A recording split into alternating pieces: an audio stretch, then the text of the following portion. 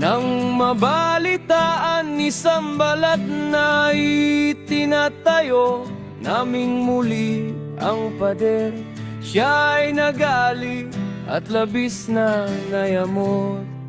Kanyang hinamak ang mga Judiyo.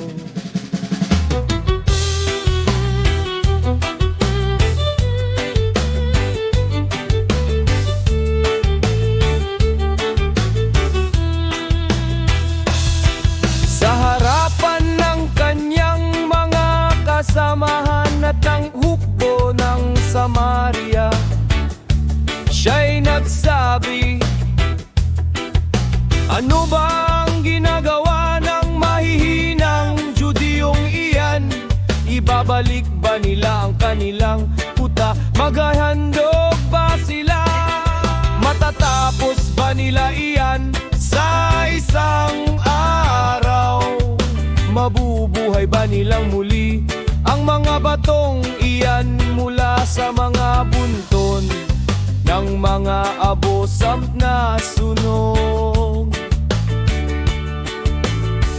Si Tobias na Ammonita na nasa kanyang tabi ay nagsabi, ang itinatayo nila kahit isang fox na aakyat doon ay magigiba ang kanilang pader.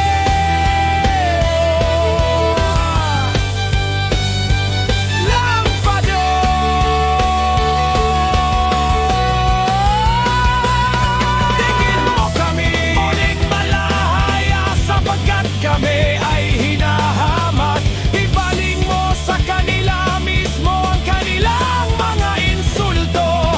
Ibigay mo sila bilang samsam sa isang lupain ng pagkabihan.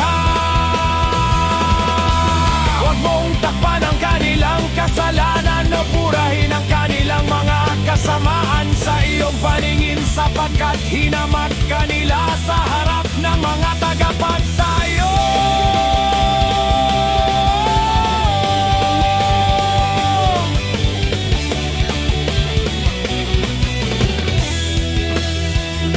Kaya't itinayo naming muli ang pader hanggang sa maabot nito ang kalahati ng taas nito, sapagkat ang mga tao ay gumawa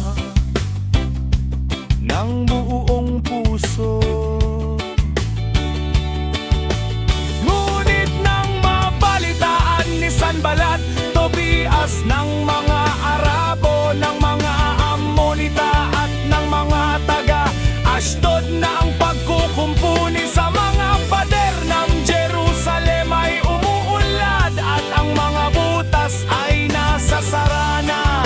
Sila'y lubhang nagalit, sila'y nagsabuatan upang pumunta at lumaban sa Jerusalem at maghasik ng gulo laban dito. Ngunit nanalangin kami sa aming alahaya, Abay Yahweh, at nagtalaga ng bantay araw at gabi upang harapin ang bantang ito.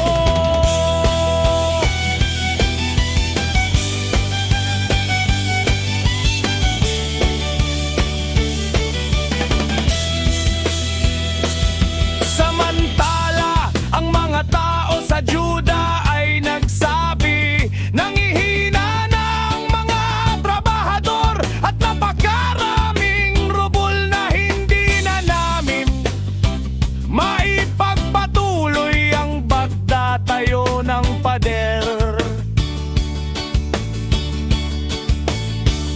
Sinabi rin ng aming mga kaaway bago nila malaman o makita, naroon na kami sa gitna nila at papatayin namin sila at wawakasan ang gawain.